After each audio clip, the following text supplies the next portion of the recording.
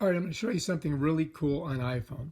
So when you open up your iPhone, if you come to the left side and you pull it over, you're in your widgets. And in your widgets at the top, you can kind of scroll through all of your different widgets just by moving it like that. And there's your photos. There's some tutorials that they give you every day. Here's your top stories from your news app. Here's your Dow Jones and your stock market app. And here's your temperature app. This one's set for New York. And here's your clocks. And here's some things that I use a lot: Windomatic, and of course a message. And back to photos. And as you go down, here's your there's your weather app. If you pop it back, you're right back in widgets. Here's your calendar. Pop it right back, you're back in widgets. Down here you got your stories, all the different stories from this specific news app. I'm not going to go into it.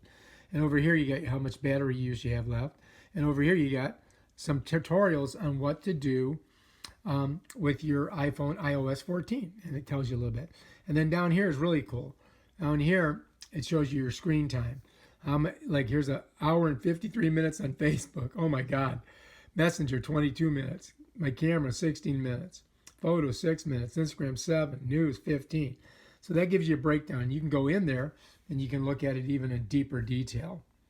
But we're going to go through that in another video. So let's go ahead and push that away. And at the very bottom, you got stuff that's trending on Google. And that's pretty much it. If you want to edit it, you click there.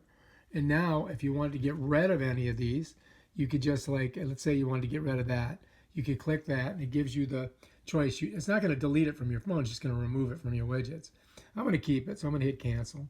And then if you're done, you can click right up here, and it stops. It takes out of jiggle mode. Bam. So that's how you do it. That's pretty much it.